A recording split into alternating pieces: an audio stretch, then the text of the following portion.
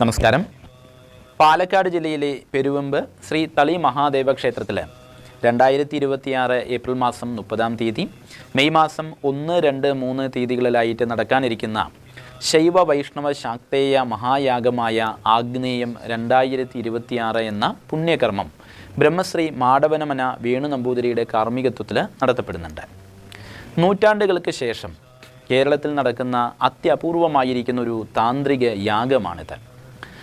സാധാരണയായിട്ട് ഓരോ ദേവതയ്ക്കും പ്രത്യേകമായിട്ട് യാഗങ്ങൾ നടത്താറുണ്ടെങ്കിൽ പോലും ഒരേ വേദിയിൽ ശൈവ വൈഷ്ണവ ശാക്തേയം എന്നീ 3 ഉപാസനാ രീതികളും സമന്വയിപ്പിക്കുന്നു എന്നുള്ളതാണ് ഈ യാഗത്തിൻ്റെ ഏറ്റവും വലിയ പ്രത്യേകത. വൈദികവും താന്ത്രികവുമായിരിക്കുന്ന ക്രിയകൾ ഇതിൽ ഒത്തുചേരുന്നുണ്ട്.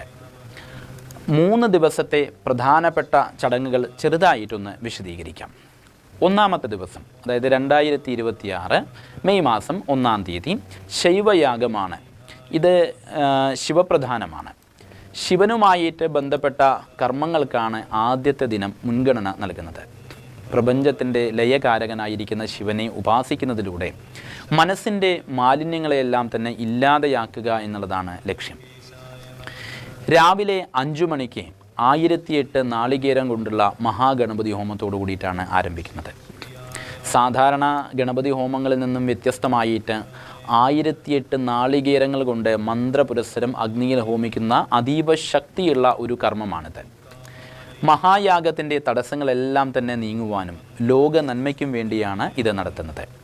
ജീവിതത്തിലെ വലിയ തടസ്സങ്ങളെയും പ്രതിസന്ധികളെയും തരണം ചെയ്യാൻ ഗണപതി ഹോമം നമ്മളെ സഹായിക്കുന്നു. പുതിയ സംരംഭങ്ങൾ തുടങ്ങുന്നതായിരിക്കുന്ന വ്യക്തികൾക്കും പഠനത്തിൽ ഉന്നതി ആഗ്രഹിക്കുന്നതായിരിക്കുന്ന വ്യക്തികൾക്കും ഗണപതിയുടെ അനുഗ്രഹം വളരെയധികം അത്യാവശ്യമാണ്. കുടുംബത്തിലെ സമ്പത്തും ഐശ്വര്യവും ഉണ്ടാകുവാൻ ഈ ഹോമത്തിൽ പങ്കെടുക്കുന്നത് ഗുണകരമാണ്. ഒരു വലിയ യാഗവേദിയിൽ 1008 നാളികേരങ്ങൾ ഹോമിക്കപ്പെടുമ്പോൾ ഉണ്ടാകുന്നതായിരിക്കുന്ന ഊർജ്ജം ആ പരിസരമാകെ ശുദ്ധീകരിക്കുകയും ഭക്തന്മാർക്ക് പോസിറ്റീവായിരിക്കുന്ന ഒരു മാറ്റം നൽകുകയും ചെയ്യുന്നു. അന്നേ ദിവസം 6 മണി മുതൽക്കായിട്ട് മഹാരുദ്രഹോമം, മഹാരുദ്രപൂജ എന്നിവ നടക്കുന്നതാണ്. ആഗ്നേയ മഹായാഗത്തിൻ്റെ 1-ാം ദിനത്തിലെ ഏറ്റവും പ്രധാനപ്പെട്ട ശൈവകർമ്മമാണ് മഹാരുദ്രഹോമം. ഭാരതീയ ഉപാസനാ പദ്ധതിയിൽ ശിവപ്രീതികരമായിട്ട് നടത്തുന്ന ഏറ്റവും ഉന്നതമായ യാഗകർമ്മങ്ങളിൽ ഒന്നാണിത്. പഞ്ചമഹാപാപങ്ങൾ ഉൾപ്പെടെയുള്ളതായിരിക്കുന്ന സകല പാപങ്ങളും മഹാരുദ്രഹോമത്തിൽ പങ്കെടുക്കുന്നതിലൂടെയും ഹോമപുക ശ്വസിക്കുന്നതിലൂടെയും ഇല്ലാതാകും എന്നാണ് ശിവപുരാണം പറയുന്നത്. ജാതകത്തിലെ ശനിദോഷം, രാഹുദോഷം പോലെയുള്ളതായിരിക്കുന്ന കഠിനമായിരിക്കുന്ന ഗ്രഹദോഷങ്ങളെല്ലാം തന്നെ നീങ്ങുവാനും മഹാരുദ്രഹോമം അത്യുത്തമമായിട്ടാണ് പറയുന്നത്. എന്നാൽ വ്യക്തിപരമായിരിക്കുന്ന നേട്ടങ്ങൾക്കപ്പുറം ലോക നന്മയ്ക്കും പ്രകൃതിക്ഷോഭങ്ങൾ ഒഴിവാക്കുവാനും വേണ്ടിയാണ് ഇത്തരം മഹാഹോമങ്ങൾ അല്ലെങ്കിൽ മഹായാഗങ്ങൾ നടത്തപ്പെടുന്നത്. ഭൗതികമായിരിക്കുന്ന പുരോഗതിക്കും ആത്മീയമായിരിക്കുന്ന ഉന്നതിക്കും മഹാരുദ്രഹോമ ദർശനം തന്നെ വളരെയധികം നല്ലതായിട്ടാണ് പറയപ്പെടുന്നത്. കാലത്ത് 9 മണി മുതൽക്ക് മൃത്യുഞ്ജയ ഹോമം ആരംഭിക്കും.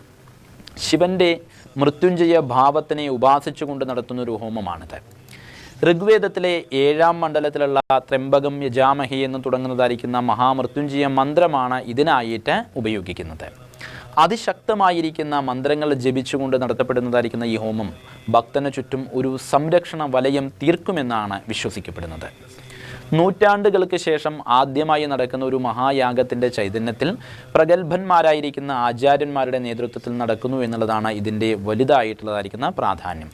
ഇതിനോടൊപ്പം തന്നെ മഹാമൃത്യുഞ്ജയ പൂജയും മംഗളാരതിയും നടക്കുന്നത് വഴി ഭക്തന്മാർക്ക് പരിപൂർണമായിരിക്കുന്ന ഫലം ലഭിക്കുന്നു എന്നാണ് പറയുന്നത്. അകാല മൃത്യുവിനെ അഥവാ അപമൃത്യുവിനെ തടയുവാനും ദീർഘായുസ് ലഭിക്കുവാനും ഈ ഹോമം വളരെയധികം ഉത്തമമാണ്. കഠിനമായിരിക്കുന്ന അസുഖങ്ങൾ അനുഭവിക്കുന്നതായിരിക്കുന്ന വ്യക്തികൾക്ക് ആശ്വാസം നൽകുവാനും ശാരീരികമായിരിക്കുന്ന ദുർബലതകളെല്ലാം തന്നെ മാറ്റുവാനും മൃത്യുഞ്ജയ ഹോമം നമ്മളെ സഹായിക്കുന്നു. മരണത്തെക്കുറിച്ചുള്ള ഭയം, ഉത്കണ്ഠ എന്നിവ നീക്കി മനസ്സിന് ധൈര്യവും ശാന്തിയും ഇത് നൽകുന്നു. ചുരുക്കത്തിൽ ശരീരത്തിനും മനസ്സിനും ആത്മീയമായിരിക്കുന്ന ഒരു കവചം തീർക്കുന്ന ഒരു കർമ്മമായിട്ട് ഇതിനെ നമുക്ക് കണക്കാക്കാം. ഉച്ചയ്ക്ക് 12 മണി മുതൽ വൈകുന്നേരം 5 മണി വരെ പാലക്കാട് യോഗക്ഷേമ വനിതാ സഭയുടെ നേതൃത്വത്തിലായിട്ട് ശിവപുരാണ പാരായണം നടക്കുന്നതാണ്. 18 മഹാപുരാണങ്ങളിൽ പ്രധാനപ്പെട്ട ഒന്നാണ് ശിവപുരാണം. ഭഗവാൻ ശിവൻ്റെ വിവിധ അവതാരങ്ങൾ, ഭഗവാന്റെ ലീലകൾ, ശിവശക്തിയുടെ മഹത്വം, ഓംകാരത്തിൻ്റെ പൊരുൾ എന്നിവയെല്ലാം തന്നെ ഇതിൽ വിശദമായിട്ട് പ്രതിപാദിക്കുന്നുണ്ട്. ശൈവ ഉപാസകർക്ക് ഏറ്റവും പവിത്രമായിട്ടുള്ളൊരു ഗ്രന്ഥമാണിത്. ഒന്നാം ദിവസം രാവിലെ നടക്കുന്ന രുദ്രഹോമത്തിനും മൃത്യുഞ്ജയ ഹോമത്തിനും ശേഷം വൈകുന്നേരത്തെ അഘോര ഹോമത്തിന് മുന്നോടിയായിട്ടാണ് പാരായണം നടക്കുന്നത്. ഇത് യാഗശാലയിലെ അന്തരീക്ഷത്തിനെ കൂടുതൽ ശിവമയമാക്കുന്നു. സ്ത്രീശക്തിയുടെ പങ്കാളിത്തം ഇതിനെ കൂടുതൽ മഹത്തരമാക്കുന്നുണ്ട്. വനിതാ സഭയുടെ നേതൃത്വത്തിൽ നടക്കുന്നു എന്നുള്ളത് ഈ ചടങ്ങിൻ്റെ ഒരു സവിശേഷതയായിട്ട് തന്നെ നമുക്ക് പറയാവുന്നതാണ്. ഭക്തിയും അറിവും പകർന്നു നൽകുന്നതിൽ സ്ത്രീകൾക്കുള്ള പ്രാധാന്യം ഇത് വ്യക്തമാക്കുന്നു.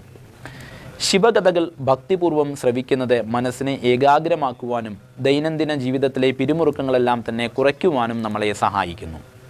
ജന്മജന്മാന്തരങ്ങളായുള്ള പാപങ്ങളെ ഇത് നശിപ്പിക്കുമെന്ന് വിശ്വസിക്കപ്പെടുന്നു. ഭഗവാൻ ശിവൻ്റെ അനുഗ്രഹം ലഭിക്കുവാനും മരണാനന്തരം ഉത്തമഗതി കൈവരിക്കുവാനും പുരാണ ശ്രവണം ഉത്തമമാണ് എന്ന് പുരാണങ്ങൾ തന്നെ സാക്ഷ്യപ്പെടുത്തുന്നുണ്ട്. ഒരു യാഗം പൂർണ്ണമാകുന്നത് കർമ്മം അഥവാ ഹോമം, ഭക്തി അഥവാ നാമജപം, ജ്ഞാനം അഥവാ പുരാണ പാരായണം എന്നിവയെല്ലാം തന്നെ ഒത്തുചേരുമ്പോഴാണ്. യജ്ഞശാലയിൽ ഹോമങ്ങൾ നടക്കുന്നതായിരിക്കുന്ന സമയത്തിൽ ഭക്തന്മാർ പുരാണങ്ങൾ കേൾക്കുന്നത് ആത്മീയമായിരിക്കുന്ന ഒരു പൂർണ്ണത നൽകുവാൻ നമ്മളെ സഹായിക്കുന്നു എന്നാണ് പറയുക. അന്നേ ദിവസം വൈകുന്നേരം 5 മണി മുതൽക്ക് അഘോര ഹോമം നടക്കുന്നു. അതീവ രഹസ്യവും ശക്തിയേറിയതുമായിരിക്കുന്നൊരു താന്ത്രിക കർമ്മമാണ് അഘോര ഹോമം എന്നുള്ളത്. ശിവൻ്റെ 5 മുഖങ്ങളിൽ ഏറ്റവും ഉഗ്രമായ അഘോരഭാവത്തെ ഉപാസിച്ചാണ് ഈ ഹോമം നടത്തുന്നത്. അഘോര എന്നാൽ ഘോരമല്ലാത്തത് എന്നാണ് അർത്ഥം. കാണാൻ ഉഗ്രരൂപിയാണെങ്കിൽ പോലും തൻ്റെ ഭക്തന്മാർക്ക് അതീവ ശാന്തനും സംരക്ഷകനുമാണ് ഭഗവാൻ പരമശിവൻ.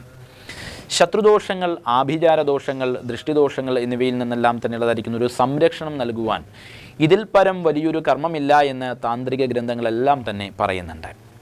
മനസ്സിലെ അകാരണമായിരിക്കുന്ന ഭയം, ഉത്കണ്ഠ, പേടി സ്വപ്നങ്ങൾ എന്നിവയെല്ലാം തന്നെ നീക്കി ആത്മവിശ്വാസം നൽകുവാൻ അഘോര മന്ത്രജപം നമ്മളെ സഹായിക്കുന്നു. കാര്യതടസ്സങ്ങളെല്ലാം തന്നെ മാറ്റുവാനും തൊഴിൽ രംഗത്തിലെ ശത്രുതകളെയെല്ലാം തന്നെ ഇല്ലാതെയാക്കുവാനും ഈ ഹോമകർമ്മത്തിൽ പങ്കെടുക്കുക വഴി നമുക്ക് സാധ്യമാകുന്നതാണ്. ഇവിടെ സന്ധ്യാസമയത്തിലായിട്ടാണ്, അതായത് വൈകുന്നേരം 5 മണിക്കായിട്ടൊക്കെയാണ് ഈ ഹോമം നടക്കുന്നത്. പകലിലെ സാത്വിക പൂജകൾക്ക് ശേഷം ഉഗ്രമൂർത്തിയെ ആരാധിക്കുന്നത് പ്രപഞ്ചത്തിലെ നെഗറ്റീവ് ഊർജങ്ങളെ നശിപ്പിക്കുവാൻ വേണ്ടിയിട്ടാണ്. അതീവ ശ്രദ്ധയോടെയും ശുദ്ധിയോടെയും ചെയ്യേണ്ടതായിരിക്കുന്ന ഒരു കർമ്മമാണിത്. ബ്രഹ്മശ്രീ മാടവനമന വേണു നമ്പൂതിരിയുടെ നേതൃത്വത്തിൽ നടക്കുന്നതുകൊണ്ട് തന്നെ ഇതിൻ്റെ താന്ത്രികമായിരിക്കുന്ന ശക്തി വളരെയധികം കൂടുതലായിരിക്കും. തളർന്നുപോയ മനസ്സിനെ ഉത്തേജിപ്പിക്കുവാനും വെല്ലുവിളികളെ നേരിടുവാനുമുള്ളതായിരിക്കുന്ന കരുത്ത് ലഭിക്കുവാനും അഘോര ഹോമ ദർശനം നമ്മളെ സഹായിക്കുന്നു. കഠിനമായിരിക്കുന്ന പാപഫലങ്ങളെ ദഹിപ്പിക്കുവാൻ അഘോരമൂർത്തിയുടെ അഗ്നിപ്രഭയ്ക്ക് സാധിക്കും എന്നാണ് വിശ്വാസം. അഘോര ഹോമത്തിന് ശേഷം വൈകുന്നേരം മഹാഭഗവതി സേവ ആചാര്യമുഖാന്തരമായിട്ട് നടത്തപ്പെടുന്നുണ്ട്. കേരളീയ ഉപാസനാ രീതിയിൽ ദേവീ പ്രീതിക്കായിട്ട് നടത്തുന്ന ഏറ്റവും ജനപ്രിയവും എന്നാൽ ശക്തിയേറിയതുമായിരിക്കുന്ന ഒരു കർമ്മമാണിത്. ദേവിയെ ഒരു പീഠത്തിൽ ആവാഹിച്ചിട്ടാണ് ഈ പൂജ നടത്തുന്നത്. ഇതിൻ്റെ പ്രധാന ആകർഷണം എന്ന് പറയുന്നത് തന്നെ പത്മമിടുക എന്നുള്ളതാണ്. അരിപ്പൊടി, മഞ്ഞപ്പൊടി തുടങ്ങിയ പ്രകൃതിദത്തമായിരിക്കുന്ന പഞ്ചവർണ്ണപ്പൊടികൾ കൊണ്ട് നിർമ്മിക്കുന്നതായിരിക്കുന്ന ഈ പത്മത്തിലാണ് ദേവിയെ ആവാഹിക്കുന്നത്. വിളക്കിലെ അഗ്നിജ്വാലയിൽ ദേവി കുടികൊള്ളുന്നു എന്നുള്ളതാണ് സങ്കല്പം. സാധാരണ രീതിയിൽ ഉള്ളതായിരിക്കുന്ന ഭഗവതി സേവയേക്കാൾ വിപുലമായിരിക്കുന്ന രീതിയിൽ യാഗവേദിയിൽ നടത്തുന്നത് കൊണ്ടാണ് ഇതിനെ മഹാഭഗവതി സേവ എന്ന് തന്നെ ഇവിടെ ഞാൻ വിശേഷിപ്പിച്ചത്. സാധാരണ ഭഗവതി സേവയേക്കാൾ വിപുലമായ രീതിയിൽ യാഗവേദിയിൽ നടത്തുന്നത് കൊണ്ടാണ് ഇതിനെ മഹാഭഗവതി സേവ എന്ന് തന്നെ വിശേഷിപ്പിച്ചത്. ശൈവഹോമങ്ങൾക്ക് ശേഷം നടത്തപ്പെടുന്ന ഈ മഹാഭഗവതി സേവയിൽ ദേവിയെ ശിവശക്തിയായിട്ടാണ് ആരാധിക്കുന്നത്. ഭഗവതി സേവയുടെ ഭാഗമായിട്ട് ശ്രീ ലളിതാ സഹസ്രനാമം ചൊല്ലുന്നത് അതീവ പുണ്യദായകമാണ്. ആയിരക്കണക്കിന് ആളുകൾ ഒത്തുചേരുന്ന ഈ മഹായാഗത്തിൽ ദീപങ്ങൾ തെളിയിച്ചു വെച്ച് ഭഗവതി സേവ നടക്കുമ്പോൾ ഉണ്ടാകുന്നതായിരിക്കുന്ന ഒരു അന്തരീക്ഷം ഭക്തന്മാർക്ക് ദിവ്യമായ ഒരു അനുഭവം പ്രദാനം ചെയ്യുന്നു. ദുഷ്ടശക്തികളിൽ നിന്നും അതുപോലെ തന്നെ ദൃഷ്ടിദോഷങ്ങളിൽ നിന്നുമെല്ലാം തന്നെ കുടുംബത്തെ സംരക്ഷിക്കുവാൻ ഭഗവതിയുടെ അനുഗ്രഹം നമ്മളെ സഹായിക്കുന്നു. ഭയവും ആശങ്കകളുമെല്ലാം തന്നെ അകറ്റി മനസ്സിൽ ശാന്തിയും ആത്മവിശ്വാസവും നിറയ്ക്കുവാൻ സന്ധ്യാസമയത്തെ ഈ നാമജപവും പൂജയും നമ്മളെ വളരെയധികം സഹായിക്കുന്നതാണ്. കുടുംബത്തിൽ ദാരിദ്ര്യമെല്ലാം തന്നെ നീക്കി ഐശ്വര്യവും സമ്പത്തും വന്നു ചേരുവാനും വിവാഹ തടസ്സങ്ങൾ നീങ്ങുവാനും ദാമ്പത്യപരമായിരിക്കുന്ന സൗഖ്യം ഉണ്ടാകുവാനും ഈ പൂജയിൽ പങ്കെടുക്കുന്നത് വളരെയധികം വിശേഷമാണ്. യാഗത്തിൻ്റെ 2ാം ദിനത്തിൽ നടത്തപ്പെടുന്ന വൈഷ്ണവ യാഗത്തെക്കുറിച്ചുള്ളതായിരിക്കുന്ന കൂടുതൽ വിവരങ്ങൾ അടുത്ത വീഡിയോയിൽ പ്രതിപാദിക്കാം.